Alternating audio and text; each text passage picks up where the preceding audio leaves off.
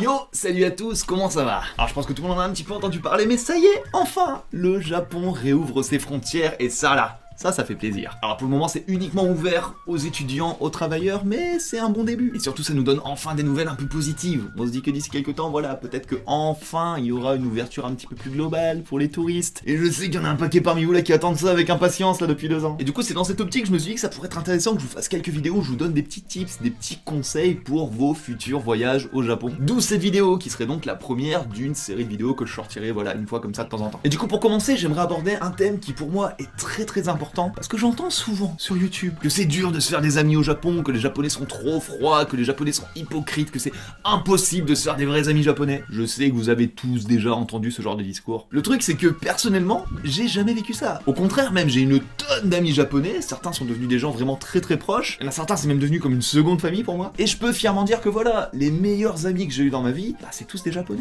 Mais du coup ça m'a fait me poser une question. Qu'est-ce qui fait que moi de mon côté, j'ai su plutôt facilement me faire des amis japonais, là où d'autres galèrent beaucoup plus? Sans aucune prétention bien sûr. Mais écoutez, c'est de ça que j'ai essayé de vous parler aujourd'hui dans cette vidéo. J'ai tenté de vous donner quelques tips, quelques petits conseils pour vous faire de vrais amis japonais quand vous viendrez au Japon. Donc écoutez, encore une fois aujourd'hui, je pense qu'on a pas mal de choses à se dire, donc je vous laisse vous préparer al pequeño café de la familia. Nous on perd pas plus de temps.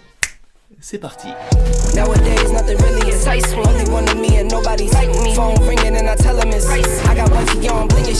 de commencer, un des atouts majeurs pour se faire des amis japonais, c'est de s'y connaître en animé. Et ça tombe bien parce que notre partenaire aujourd'hui est tout simplement la plus grande plateforme en ce qui concerne l'animation japonaise, Crunchyroll. Alors pour les quelques-uns parmi vous qui ne connaîtraient toujours pas Crunchyroll, c'est tout simplement la plateforme numéro 1 pour mater tous vos animés préférés, que ce soit Attack on Titans, My Hero Academia, Demon Slayer. Moi par exemple, vous savez maintenant à quel point j'adore tout ce qui est super-héros, tout ça. Suffit de voir mon décor, pas celui-là, l'autre. Là je me suis enfin mis à My Hero Academia et oh là le kiff, mais quel kiff. J'adore comment ils ont su mélanger un petit peu l'aspect comics des super-héros, tout en préservant le côté très shonen à la japonaise là. Enfin vraiment c'est un régal. Donc vous l'avez compris, chez Crunchyroll, ils ont littéralement une tonne de licences, toutes sous-titrées en français, de manière professionnelle. Et pour les amoureux du doublage, et je sais qu'il y en a certains parmi vous, vous trouverez même les VF de certains de vos animés préférés. Moi personnellement, ce que j'adore chez Crunchyroll, outre le fait que vous pouvez regarder tous vos animés de manière complètement légale, tout en soutenant les créateurs, et ça déjà c'est très important, c'est que c'est disponible sur une tonne d'appareils, que ce soit votre Xbox, votre PlayStation, votre Nintendo Switch récemment, votre smartphone, votre Apple TV, ce qui fait que vous pouvez être sûr de pouvoir suivre votre série du moment dans n'importe quelle situation. Et ça fait plaisir. À savoir également que vous pouvez créer un compte gratuit chez Crunchyroll et commencer à mater des animés là, maintenant tout de suite si vous voulez. Et si vous prenez l'abonnement premium, là vous aurez accès à tous vos animés en illimité, aux derniers épisodes à peine 1 heure après la sortie japonaise, ça c'est priceless. Un mode hors ligne et une connexion sur plusieurs appareils. Voilà, tout ça là ça fait que Crunchyroll c'est la plateforme à avoir si vous êtes fan d'animation. Et en plus petit bonus, vous pourrez même améliorer votre niveau de japonais. Moi dans tous les cas je vous laisse un lien dans la description avec toutes les informations nécessaires, donc vraiment si vous kiffez les animés, n'hésitez pas à aller checker tout ça. Sur ce encore une fois merci beaucoup à Crunchyroll pour leur confiance et pour nous aider à soutenir notre petite chaîne, et nous, on retourne à la vidéo. Alors j'ai juste oublié de préciser, j'ai profité de tourner les vidéos de Louis l'autre jour avec mes amis japonais pour leur demander leur avis sur comment se faire des amis japonais, où rencontrer les gens, quelles sont les choses à dire ou à ne pas dire à des japonais. Enfin voilà, ils ont répondu à pas mal de mes questions et j'intégrerai donc leurs réactions au fur et à mesure de la vidéo. Sur ce, écoutez, premier point. Savoir reconnaître le type de japonais. Alors ce point-là, il peut paraître un petit peu anecdotique dit comme ça, mais dans la pratique, il est grave important. Alors, je pense que je vous apprends rien si je vous dis que tous les japonais, bah ils sont pas pareils. Sérieux? Non, arrête, sérieux? Et c'est pour ça qu'il est important de savoir reconnaître à quel type de personnes on fait face. Alors moi pour faire simple, je vais définir 3 types de personnes que vous allez croiser au Japon, mais bien sûr, petit disclaimer, ça ne représente pas l'entièreté des japonais. C'est juste des petits stéréotypes, voilà, pour que vous puissiez vous faire une image plus facilement. Mais en vrai, dans la pratique, je vous avoue, c'est pas si loin que ça de la réalité. Alors le premier type de personne, on va l'appeler le Tanaka, ou la Tanakette. Ça fonctionne avec les filles aussi. Alors ce type-là, c'est un petit peu, comment on pourrait dire, le stéréotype du japonais. C'est un petit peu l'image que vous vous faites des japonais quand vous êtes à l'étranger. C'est des gens qui sont très japonais, qui aiment faire à la manière japonaise, qui ont un boulot japonais, qui sont entourés de japonais. C'est surtout des gens qui sont pas spécialement ouverts à l'étranger. Genre ils s'en foutent un petit peu. Donc c'est vrai qu'en tant que gaijin, le Tanaka, bah c'est pas forcément celui avec lequel vous allez le plus sympathiser. Mais attention, hein, ça veut pas dire qu'ils sont racistes, xénophobes ou quoi que ce soit, pas du tout. C'est juste qu'ils se sentent bien dans leurs conditions de japonais au Japon et ils s'intéressent pas plus que ça à l'étranger. Donc c'est pas forcément le genre de personne avec qui vous allez briser la glace et lier beaucoup de liens d'amitié. Contrairement au deuxième type, le Ken, ou la Kenette, parce que ça fonctionne toujours avec les filles. Là, un petit peu comme les Tanaka, ça va être un type de personne qui est pareil, très japonais, avec un boulot japonais, entouré de japonais, etc. Sauf que, ça va être des gens qui sont déjà un peu plus intéressés par ce qui se passe à l'étranger. Genre c'est le genre de personnes, quand tu vas leur dire que t'es français, ils vont te dire qu'ils connaissent pareil, ils connaissent le Mont Saint-Michel, ils y sont peut-être même déjà allés.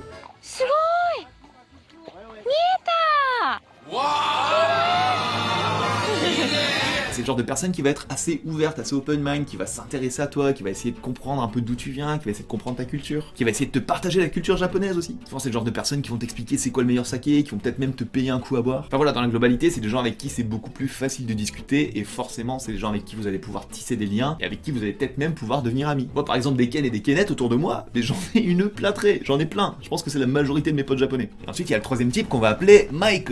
Et attention, c'est pas Mike, c'est Mike ou Mikette. Et d'ailleurs, pour la petite anecdote, j'ai vraiment un pote qui s'appelle comme ça. Il est pas étranger, il est pas raf, rien du tout, il est 100% japonais, mais il s'appelle Mike, qui s'écrit comme ça. Et donc là, c'est des gens qui sont vraiment totalement ouverts à l'étranger. C'est des gens qui aiment l'étranger, qui aiment ce qui vient de l'étranger. C'est peut-être même des gens qui parlent anglais, français, etc. Et donc forcément, c'est des gens qui de base sont plutôt à l'aise avec les étrangers. D'ailleurs, j'ai déjà vu des vidéos YouTube de gens qui en parlaient, mais il faut pas faire l'amalgame. Les Mike Mikette, ils vont pas vous aimer seulement parce que vous êtes gaijin. Il y a peut-être des gens comme ça, mais il faut pas mettre tout le monde dans le même sac. C'est juste des japonais, des japonaises qui sont un petit peu plus open mind, qui aiment bien tout ce qui est culture étrangère, culture occidentale. Et donc forcément, c'est beaucoup plus simple, quand on est gaijin, de sympathiser avec eux. そういう海外とか外の文化に対してあまりこう偏見とかもなくオープンマインドのやっぱ日本人と仲良くなるのがまず初めの大事なところかもしれない。こいつと友達になったわけで。まあそうそうね。僕友達少ないんで。まあ極論さ、この3人の中だったら誰だってあ、大誰丈夫だだってけど。こういう人を見つけてください。 Voilà, je pense que vous avez compris que c'est important de faire la distinction entre ces différents types. Parce qu'en fonction du type de personne auquel vous allez faire face, que ce soit l'approche ou la relation,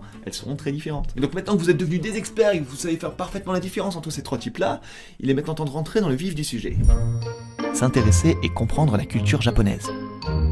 Alors d'abord, il faut comprendre qu'au Japon, la culture, elle a une place prépondérante dans la vie de tous les jours, beaucoup plus qu'en France, qu'aux États-Unis ou que dans la plupart des pays occidentaux. C'est pour ça que c'est super important, je pense, de connaître au moins un minimum les coutumes, les mœurs, la politesse, les manières. Parce que tout ça là, c'est un truc que les Japonais, ils ont en eux sans vraiment s'en rendre compte. C'est-à-dire que eux, ils ont été élevés comme ça, ils ont toujours vécu comme ça. Ils y font même plus attention, c'est des trucs totalement logiques pour eux. Mais dès que toi, tu vas pas le faire ou que tu vas mal le faire, là, ils vont s'en rendre compte. Elle est là la douille. Wabaki yo, wabaki, wabaki. Mais dans la réalité des choses, il faut comprendre que la plupart des Japonais, ils s'en foutent un peu, il y a personne qui attend que vous soyez parfait à ce niveau-là, pas du tout. Aucun Japonais s'attend à ce que vous fassiez tout comme un Japonais, que vous connaissiez par cœur la culture japonaise.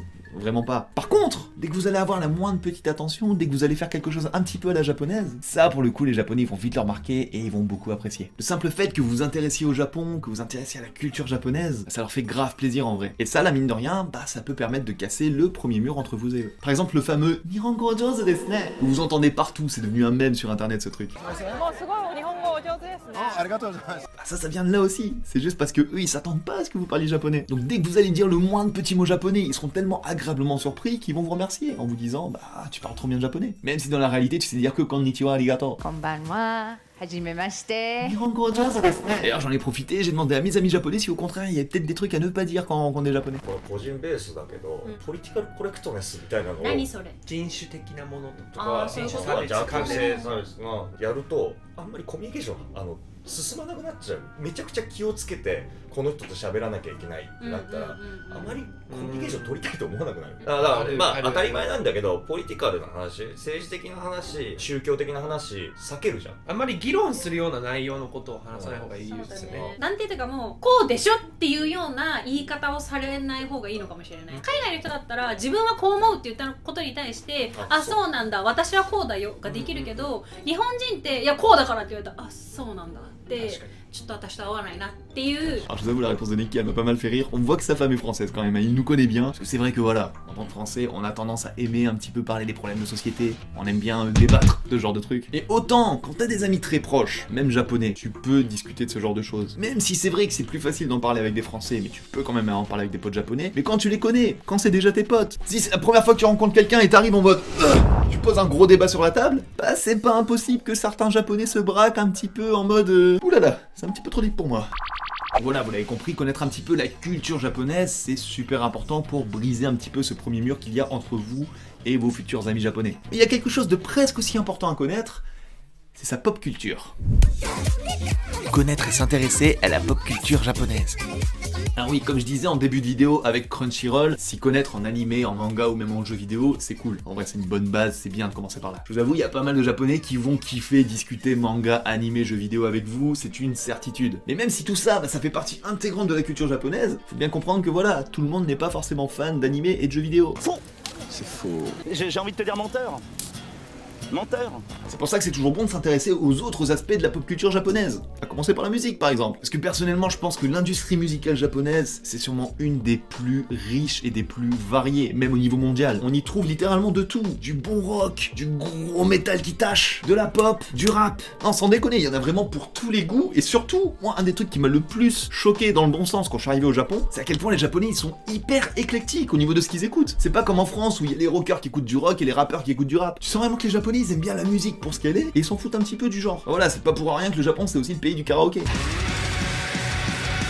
Et tout ça là, du coup, ça fait que voilà, s'intéresser et connaître un petit peu la musique japonaise, bah c'est un gros plus pour sociabiliser avec des Japonais. Et du coup, de la même manière, bah je pense que c'est aussi important de s'intéresser aux films, aux comédiens, aux acteurs japonais. Parce que là, pareil, en ce qui concerne le cinéma japonais, même si c'est pas forcément celui qui s'exporte le plus chez nous, bah moi je le trouve grave intéressant. Et il y a des tas de réalisateurs, il y a des tas de films qui sont incroyables au Japon. Et donc en connaître quelques-uns, ça vous permettrait de vous démarquer et de briller en société nippone. D'ailleurs, pour les débutants qui ne connaissent rien du tout au cinéma japonais, petit cadeau, je vous laisse ici 3 films que vous pouvez placer dans vos discussions avec des Japonais. Terumae no Mae. Tiré du manga éponyme, on y suit Lucius Modestus, un architecte de bain public romain qui se retrouve dans le Japon moderne. Bonne comédie à la japonaise que je recommande à tout le monde. Soranin, une comédie dramatique où l'on suit Meiko, qui reprend le groupe de rock de son petit ami décédé dans un accident de la route. C'est un film qui m'a fait pleurer plus d'une fois, mais que j'aime toujours autant revoir. Point bonus d'ailleurs pour la musique originale du groupe japonais Asian Kung Fu Generation. Battle Royale. Bon, là c'est un classique du cinéma japonais que certainement la plupart d'entre vous connaissent déjà, mais étant un de mes films préférés, je ne pouvais pas ne pas le citer. Enfin voilà, c'est tout un tas de choses qui, si vous vous y intéressez bien sûr, vont vous permettre d'enrichir un peu vos conversations, d'avoir plus de bagages, et donc forcément de créer plus de liens avec les Japonais. Et d'ailleurs ça nous amène à un autre point qui est tout aussi important. Comprendre l'humour japonais. Alors, il faut bien comprendre que même si la notion d'humour en soi, elle est totalement universelle, l'humour en lui-même, il peut être très différent d'un pays à l'autre. C'est pour ça que je pense qu'il est très important de savoir ce qui fait rire ou non un Japonais. 外見に対するジョークとかじゃない？いやなんかその例えばごめんなさいね。ショーンフランス人の方からしたらジョークのつもりで言ったものが外見系のって結構センシティブになってしまうことがあるから、いやでかい体なんだからもっとなんか頑張れよとかって言われて、あなんかってなっちゃう人もいると思う。Alors je vous avoue, je suis d'accord et pas d'accord avec elle sur ce point-là. Je pense en vrai que ça va surtout dépendre de à quel point t'es proche de la personne ou pas. C'est-à-dire faire une blague sur l'apparence de quelqu'un que tu connais à peine, et effectivement ça peut paraître un peu cringe. Mais ça j'aimerais vous dire, je pense que c'est pareil un peu partout. Par contre, si vous avez déjà vu des émissions de télé japonaises, vous savez exactement de quoi je parle, le comique de situation et le comique d'apparence, au Japon, c'est ultra présent.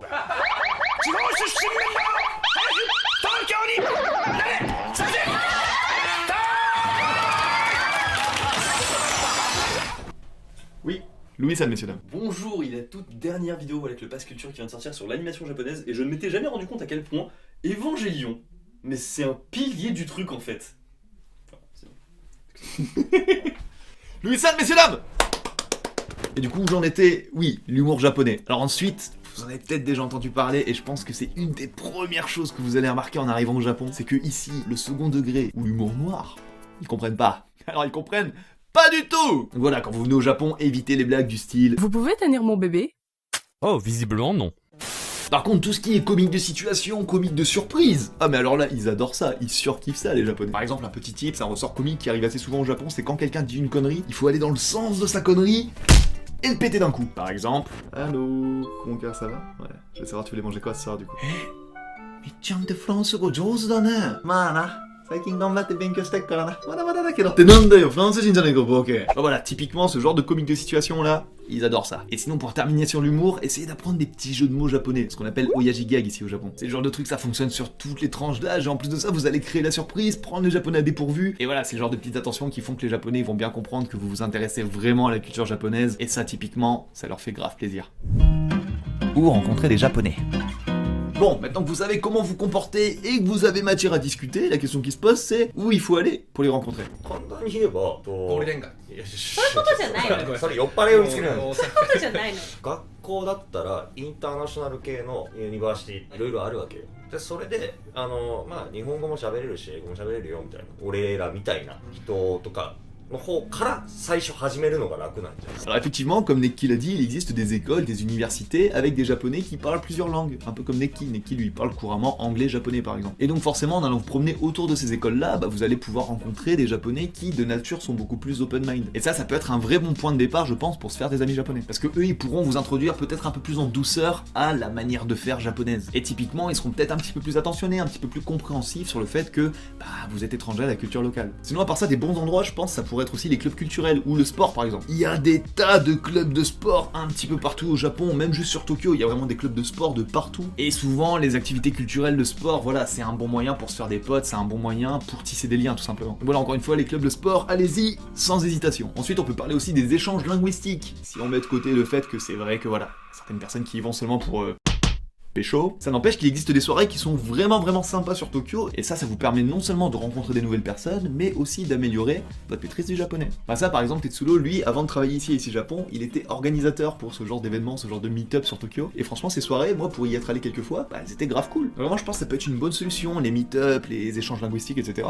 Donc n'hésitez pas, renseignez-vous, il y en a un petit peu partout sur Tokyo. Et sinon pour terminer, quand on parle de rencontrer des gens, il y a forcément un point qu'on n'a pas encore cité, mais qu'il ne faut pas négliger. Le pouvoir de la boisson. 俺正直まあ最初思ったのが飲みに行けばいいじゃない。あ、僕も今全く同じことであーノミニケーションでしかない気がする。春とか行けばいいんじゃないって思ったんだけど、うんシーズン的なものだと春に来て花見でみんな花見が酔っ払ってるところがそこが一番楽だ一番楽。超楽だそこが一番オープンマインドな人たちも集まってるし。うんバーベキュー場とかさ、ああ、確かに。まあレジャーそうなんかそのアウトド関係ア系のイベントに行く人たちは結構広い人は多いイメージはある。そうじゃなくたって普通に夏で海でね、Alors attention, le but ici c'est pas de dire il faut que tu te bourres la gueule pour sociabiliser, pas du tout. Mais vous dire vous avez pas spécialement besoin de boire de l'alcool en soi. Mais c'est vrai que, bah mine de rien, parcourir les bars à Shibuya le soir par exemple, ou alors participer à des soirées, etc. Bah c'est une bonne manière aussi de rencontrer des gens qui de base seront un petit peu plus ouverts que ceux que vous allez côtoyer à l'école ou au travail par exemple. D'ailleurs je suis totalement d'accord sur un autre point que Neki et Mi ont cité, c'est les ohanami, les barbecues, les événements en extérieur. Dès qu'il commence à faire un petit peu chaud comme là quand le printemps il arrive, des événements comme ça, vraiment il y en a genre un par semaine, il y en a partout. Et pour les gens qui aiment pas trop sortir le soir, et à la limite ça je peux le comprendre, bah je pense que c'est limite le meilleur bail. Parce que vous allez être entouré de plein de gens qui sont tous ultra ouverts, dans une bonne humeur, une bonne ambiance, propice à faire de nouvelles rencontres. Moi-même, je vous avoue, j'ai rencontré pas mal de mes potes actuels pendant des pique-niques au Hanami, pendant des barbecues, etc. Vraiment, c'est un vrai bail ici au Japon. Les gens, vraiment, ils se rassemblent pendant ces événements, et du coup, y participer, bah, c'est le meilleur moyen de rencontrer plein de gens. あとまあ一番大事なのがこれ声かけられるのを待つんじゃない。そうだね。自分からアプローチしないと意味がない。うんこの人と話してみたいっていうのをやってみないとさ。でそれでダメだった場合もあるけど、次に行け。 Et encore une fois, sur ce point-là, bah, je suis totalement d'accord avec Neki. Même moi qui suis un grand timide / associable complètement renfermé à la base, bah, c'est quand j'ai compris ça que bah, j'ai commencé à aller un petit peu plus vers les Japonais et que je me suis rendu compte que bah, ils étaient grave ouverts. Et c'est à partir de là que j'ai commencé à me faire des vrais bons potes au Japon en fait. Donc oui, n'attendez pas que les gens viennent vers vous. Quand vous voyez quelqu'un qui semble intéressant, allez vers lui, allez discuter. Elle est là la clé. Apprendre le japonais. Et enfin, dernier point, et celui-là je vais aller assez rapidement dessus, hein, je vais pas vous mentir parce que j'en ai suffisamment parlé sur cette chaîne. J'y ai même consacré une vidéo, vraiment, n'hésitez pas à aller voir la vidéo en question. C'est voilà, il faut parler japonais, bien sûr il faut apprendre le japonais, c'est ultra important quand vous venez au Japon. Et je peux comprendre que certaines personnes soient un petit peu réticentes, je peux comprendre que ça fasse peur à certains, parce qu'on a encore une fois cette image un peu du japonais qui est une langue ultra compliquée à apprendre, mais moi je pense pas. Et surtout vous avez pas besoin de parler couramment japonais, juste en parlant un petit peu japonais, en sachant faire quelques phrases, et en comprenant un petit peu ce que les gens vont vous dire, juste avec ça vous avez déjà un bagage qui est suffisant pour avoir une petite conversation, pour avoir une communication, pour avoir un échange avec des japonais. Et vous vous imaginez pas à quel point juste cet échange là déjà, ça peut créer des amitiés vraiment. Moi j'ai pas mal de gens autour de moi, que ce soit des Français ou même des gens qui viennent d'autres pays, quand ils sont arrivés au Japon ils parlaient pas japonais. Ils ont vraiment appris le japonais sur place, et ça les empêche pas d'avoir aujourd'hui une tonne d'amis japonais autour d'eux. Au contraire, même le fait d'apprendre le japonais au Japon, ils ont appris le japonais en discutant avec des japonais. De la même manière que moi j'ai appris le japonais avec des japonais quand j'étais en France. Et ce genre d'échange culturel quelque part, c'est limite les plus beaux, c'est limite les plus intenses. Et c'est à partir de là, je pense, que se créent de vraies amitiés qui vont durer sur la longueur. Enfin voilà, je pense vraiment que apprendre le japonais, ne serait-ce qu'un petit peu, c'est un des plus beaux cadeaux que vous pouvez vous faire avant de venir au Japon. Encore une fois, vous n'avez pas besoin d'être bilingue, pas du tout. Encore une fois, moi ça fait presque 20 ans maintenant que je parle japonais, donc voilà, ça fait longtemps. Je ne demande pas d'avoir mon niveau ou d'avoir le niveau de Louis ou quoi que ce soit, mais juste vraiment en connaissant un petit peu de japonais, vous imaginez même pas à quel point ça va vous ouvrir des portes. Et encore une fois, ce petit mur là qu'il y a entre vous et les japonais, juste en parlant un peu japonais, vous allez le briser beaucoup plus facilement. Bon, voilà, tout ça pour dire que le japonais, faut un petit peu le charbonner. 飲まなくてもいいから飲む場所に顔出せ楽しいから。とりあえず面白そうな日本人には声をかけてみる。自分からアクションを起こしてもらえれば受け止めてくれる人はいると思うし、受け止めてくれた人と仲良くなることを考えたらいいんじゃないかな。あとね、もう一つアニソン超有名なやつ3曲ぐらい覚えてるエヴァとドラゴンボールとあとなんだセーラームーンとかじゃない？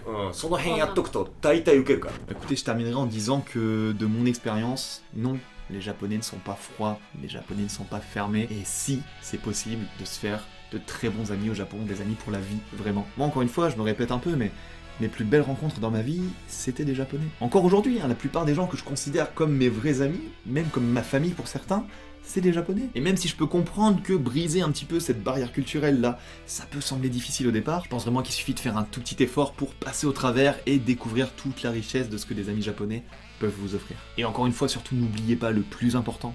Apprenez à chanter Tenchi no Taizai et allez en karaoké. Là, vous allez vous faire des potes. Yes. Sur ce, écoutez, on arrive enfin sur la fin de cette vidéo. Merci beaucoup de l'avoir regardé jusqu'au bout. J'espère sincèrement qu'elle vous a plu. J'espère qu'elle va servir à quelques personnes qui vont bientôt venir au Japon et qui se demandent si, oh mon dieu, est-ce que je pourrais me faire des amis japonais? Oui, vous pouvez, vraiment, ne vous inquiétez pas. Utilisez un petit peu les quelques conseils que je vous ai donnés, mais voilà, prenez en compte que les Japonais, ils sont pas aussi fermés que ce que vous pensez. Ils peuvent être très très ouverts. Il suffit juste de...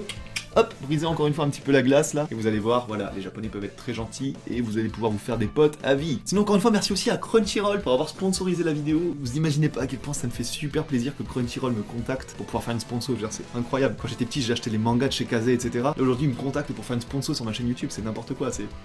Voilà, incroyable. Merci beaucoup Crunchyroll, vraiment vous me régalez. Et sinon, comme d'habitude, je compte sur vous pour le pouce en l'air, le commentaire, l'abonnement, le partage. Vous savez quoi faire maintenant, vous êtes rodés. Et nous on se retrouve du coup dimanche prochain 14h pour une toute nouvelle vidéo. Sur ce, écoutez, je vous fais des big bisous, c'était Mitsu.